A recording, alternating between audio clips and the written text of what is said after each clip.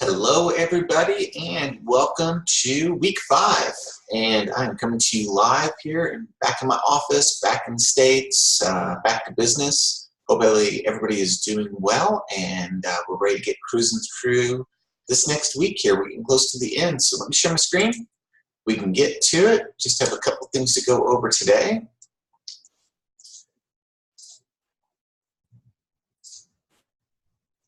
All right, so we are in week 5, and you've had a pretty busy week 4. That was a pretty big assignment that you just completed, and I'm looking forward to reading everybody's. I've received one so far, and it looked great, so I'm looking forward to receiving all the rest here and going through those as well. So reflections from week 4, looking at the discussion post, looking at the work that's been submitted over the past few weeks, and things are really coming together, folks. Please make sure you take the time to look through the comments and make sure if you're losing points for things like APA or anything like that, you're seeing where those mistakes are coming from and make those corrections as you progress. Okay. I've been looking at some of the new features with Canvas with the upgrade, and I may be kind of testing some of those out in the coming weeks just to kind of try things out to see what works, what doesn't work. So if I do make any of those types of adjustments, I'll make sure to let you know, probably through email. Nothing that would affect your assignments or anything, just maybe a different way of trying to grade them. So just something to think about. All right, let's jump into our week 5 discussion. And so this is the question for you. Where would you place the production of curriculum guides, course of study, resource units, and the like, and the model for curriculum development presented by the authors of the textbook? So when you look at, I believe it's chapters 9 and 10, they talk about some different models for curriculum development. And so think about your school or your district, and you've spent some time studying those areas, and think about which model for curriculum development kind of best fits your environment. And so talk about it. Talk about why. Why does it fit? Do you like it? Do you not like it? This is going to be more opinion-driven than probably your normal discussion posts, but you'll still need to make sure that you're still basing it in scholarly information. Same things, always make sure you remember your reference list, due on Thursday, peer responses due on Sunday, make sure you do 2 peer responses, all those things. But just read through chapters 9 and 10, and think about your district and kind of how things work there, and put those 2 together. And that is discussion for week 5. So your assignment this week is one that I always find pretty interesting, and maybe it has to do with my background in evaluation, but you're going to create a walkthrough observation form. So I'm going to get out of this for a second and go actually into our course room here and show you an example. So this is an example that's offered up for you of a walkthrough form.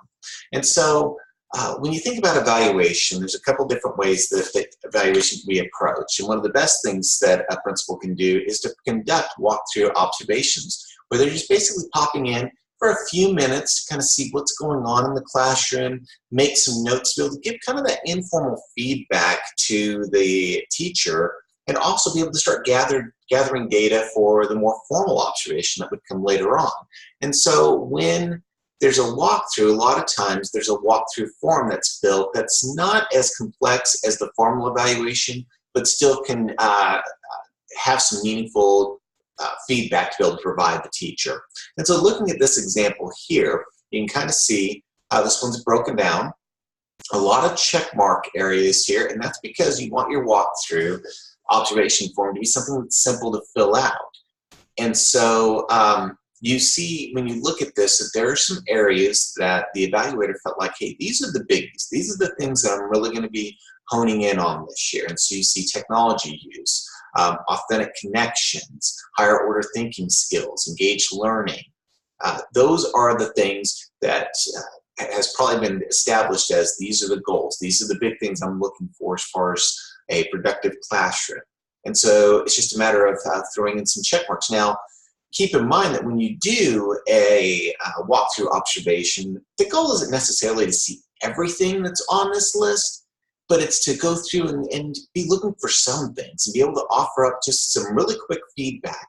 And remember, feedback doesn't always need to be, it shouldn't always just be positive. If you see something that needs to be corrected, it's really minor, this is your opportunity to be able to kind of bring that up in a less threatening sort of manner where you can help that person grow. Because at the end of the day, evaluation is about growth. This is the opportunity to be able to help somebody become better at what they do. And so what you're going to do is actually, you've got a couple of things you're going to do. First of all, you're going to create your own walkthrough observation form. And so when you do this, I want you to create something that's an original creation. Please don't take something that's already been put into use. I want you to build it based off of the things that are the most important things that you should be looking for as far as a meaningful classroom environment where there's a lot of strong instruction. Maybe you're looking for diversity, maybe you're looking for classroom management. There's going to be certain things you're going to be kind of looking for, and I want you to make those reflected in your walkthrough observation form. Now, another thing I should be looking for here is ease of use. All right, you don't want to make something that's going to be really difficult to be able to complete, because then you just flat out won't do it. So what I would really encourage you to do is Google some walkthrough observation form examples and kind of look at what's already out there. But I really want to stress that you need to create your own walkthrough observation form. This should be an original document, okay? How long should it be is usually one of the questions I get. And you look at this one, this one's about 2 pages, and it's a lot of, check mark sort of things, and yours doesn't have to have that if you don't want to. You can do a 1, 2, 3, 4 system, A, B, C, D, F system. You can do more open-ended stuff if you want to, even though those are usually more difficult to fill out. I do like this additional feedback spot, so that way you can write some other things that you may have seen that don't necessarily align with what's on here. But as far as length goes, you probably don't need to exceed 2 pages, honestly, for a walkthrough observation form. More than that, you're probably getting yourself into something that's a little bit more formal, okay? So you're creating your own form, and then they're going to take that form, and you are going to go to this link, which is a video on the teaching channel. So if you've never been on the teaching channel, it's a great source, especially for new teachers, to be able to kind of see how good lessons should be done. You can learn just a ton from each other, and it's a free source. And so I would highly encourage you, if you've never been on there, first of all, to really check it out. But you're going to go on to this video here, and you're going to watch Ms. Bannon teach a lesson. And you're going to use your walkthrough observation form to evaluate her, okay? And so you're creating the observation form, you're going to watch this video, and you're going to evaluate this teacher with your observation form, okay? So step 1, you're building the form. Step 2, you're evaluating with your form. Step 3 is you're going to provide a summary. And so, let me get this thing out of the way here. Thank you. And so you're going to create a summary. And now, in your instructions here, it says write a summary 2 to 5 pages in length of your experience, both creating a walkthrough form and completing a walkthrough. All right, be sure to cite relevant points from this week's reading. So 2 to 5 pages, that's a lot. Here's what I want you to do instead. All right, so pay attention here. I believe you can complete this with a 1-page summary. But I want you to talk about 2 key things. Now, you're going to be writing about this strictly from your point of view. I'm going to go ahead and get back to this here. So this is one time where you don't need to provide a reference list, okay? Because I want your opinions in this summary. You're going to write about 2 topic areas. 1, what was it like to develop your own observation form?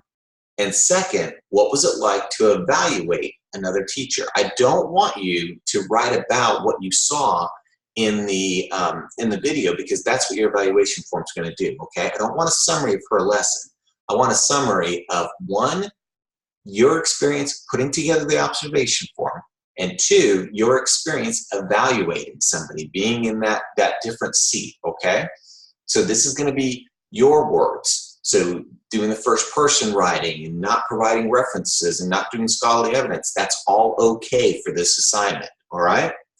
And so what you'll be submitting to me in this assignment is 2 things. 1 is your completed observation form. So you're going to build that observation form, you're going to evaluate Ms. Bannon in it, and you're going to submit that.